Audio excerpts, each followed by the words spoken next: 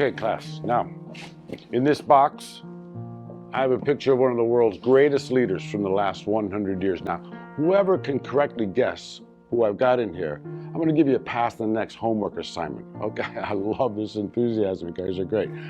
Joe, who do you got? Steve Jobs. Okay, good. Cassie? Mother Teresa. Nice, okay. Nathaniel? Definitely has to be Dr. Martin Luther King Jr. Good guesses, okay. Now let me ask, what qualities make for a good leader? Katie? Someone kind, respectful, that listens to what the people have to say. Well done. Nathaniel? Confident, intelligent, and has swag. Okay, good. I like that. All right. I'm going to hand the box over to you. I want you to take a look inside and see who this great leader is, okay? So I'm going to hand it over to you, and then just pass it around. Let everybody get a look at it.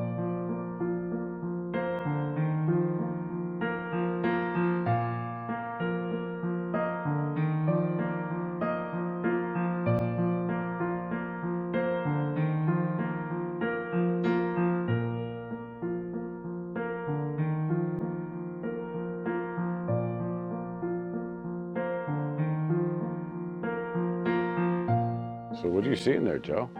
I see a mirror. I see myself. Okay, good. Okay, so now what can we take from this? What can we learn from this?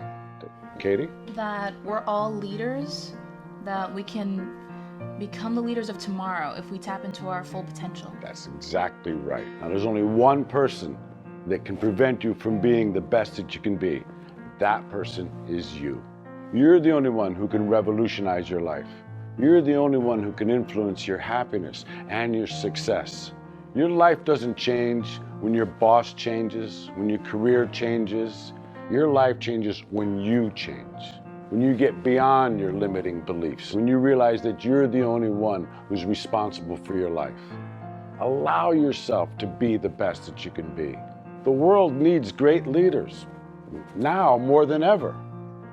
And I believe in you. It's time for you to believe in yourselves. Salam Bapak Ibu semuanya dan murid-murid sekolah Duta Wacana. Perkenalkan, nama saya Daniel, saya mahasiswa Universitas Kristen Immanuel dan saya biasanya dipanggil Daniel. Sebelum kita mendengarkan kebenaran renungan firman Tuhan, kita satu dalam doa. Tuhan Yesus, mengucap syukur Tuhan pada pagi hari ini Tuhan, kami akan mulaikan aktivitas kami Tuhan adalah Tuhan tetap menjaga, melihara kami Tuhan, melindungi kami Tuhan, dan kami sebelum kami mulaikan aktivitas kami Tuhan, kami akan mendengarkan sebagian dari firman-Mu. Biarlah firman-Mu ini Tuhan tetap menjadi kekuatan untuk iman kami, untuk aktivitas kami, supaya kami tetap kuat menghadapi keadaan dunia ini Tuhan, dan biarlah melewati firman Tuhan ini kami tetap diberkati Tuhan. Terima kasih Tuhan, kami sambut kebenaran firman-Mu di dalam nama-Mu. Haleluya, amin.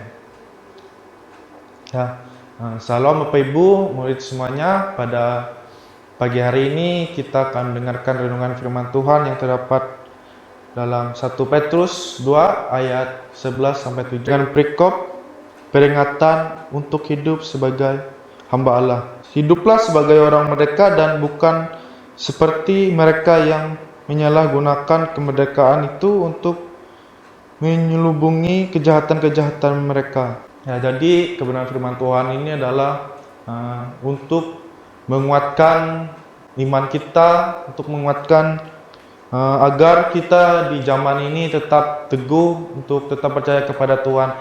Ini ada surat Rasul Petrus untuk jemaat, terlebih untuk kita. Jadi perikop di sini yang saya ambil menggunakan kemerdekaan dari Allah untuk menjadi berkat. Akan tetapi pemimpin yang baik bisa didefinisikan sebagai seorang pemimpin atau leader yang membawa dan menerapkan nilai-nilai serta norma-norma positif dalam kepemimpinannya, sedangkan pemimpin yang buruk adalah kebalikan dari para pemimpin yang baik. Jadi setiap pemimpin atau setiap lembaga yang memiliki kepemimpinan itu harus menjadi pemimpin yang baik agar ia bisa menjadi contoh atau teladan pedoman bagi pemimpin-pemimpinnya, atau sebagai orang yang bisa mengatur semua berorganisasi dengan baik. Jadi fungsi seorang pemimpin itu sangat penting karena dia leader yang harus bisa menjadi teladan.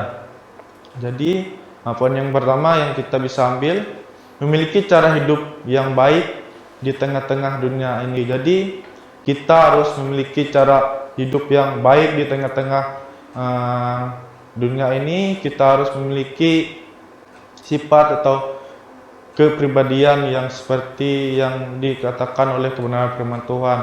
Jadi yang harus kita lakukan adalah melakukan setiap firman Tuhan, mewujudkan sikap-sikap pribadi Tuhan dalam diri kita, baik dari perkataan ataupun perbuatan, agar kita tetap menjadi terang di tengah-tengah dunia dan memuliakan Allah.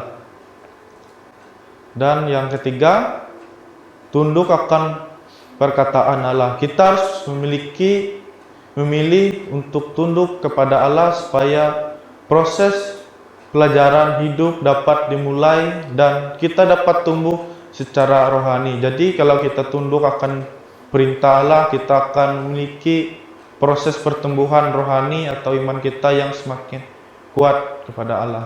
Ialah proses yang dimulai pada keselamatan dan berlanjut dengan setiap pilihan yang kita ambil demi menundukkan diri kepada Allah. Proses ini akan berlanjut sampai Tuhan datang kedua kalinya. Jadi kita tetap tunduk kepada Tuhan sampai Dia datang untuk kedua kalinya. Jadi baik itu sebelum Tuhan datang, kalau Tuhan sudah ngambil kita, jadi kita harus tetap setia sampai Tuhan datang.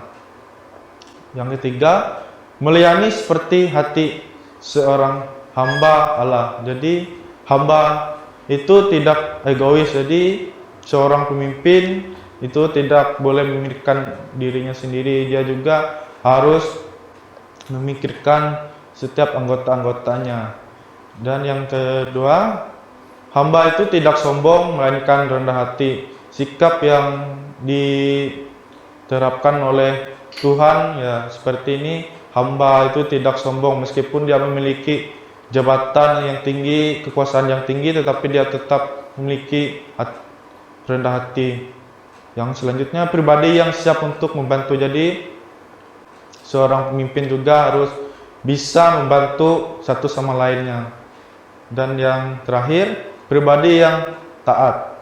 Pribadi yang taat di sini, dia meskipun dia pemimpin, dia harus siap untuk menerima kritikan atau masukan dari orang-orang, karyawannya atau rekan kerjasama. Jadi orang pemimpin atau hamba Tuhan harus memiliki sifat ini. Dia harus memiliki sikap yang rendah hati, tidak egois, pribadi yang membantu, pribadi yang taat. Itu untuk hamba-hamba Tuhan yang memiliki kepribadian yang taat. Jadi bagi hamba-hamba Tuhan itu penting bagi setiap kita dan pelayan-pelayanan. Jadi renungan kita pagi hari ini adalah melayani untuk kita bisa menjadi berkat bagi orang lain, menggunakan pengorbanan yang sudah Tuhan berikan kepada kita untuk kita bisa menjadi berkat bagi orang lain. Firman Tuhan kita sampai di sini, kita tutup dalam doa. Tuhan Yesus, kami ucap syukur Tuhan pada pagi hari ini Tuhan. Kami sudah mendengarkan renungan firman-Mu Tuhan. Biarlah pengorbanan yang Kau berikan kepada kami, biarlah itu bisa menjadi berkat bagi orang lain, dan kami juga bisa menjadi orang-orang yang berprestasi Tuhan, menjadi pemimpin-pemimpin yang bijaksana, yang rendah hati, yang taat akan perintah-Mu Tuhan. Dan biarlah melewati kebenaran firman ini Tuhan, kami diberkati Tuhan. Terima kasih Tuhan, dan kami menyerahkan Tuhan semua aktivitas kami. Biarlah Tuhan tetap melindungi dan menyertai kami. Terima kasih Tuhan. Haleluya. Amin. Selamat belajar, selamat beraktivitas bagi kita semua, dan biarlah kita tetap dilindungi oleh Tuhan dan tetap menjaga kesehatan. Terima kasih, Tuhan Yesus memberkati.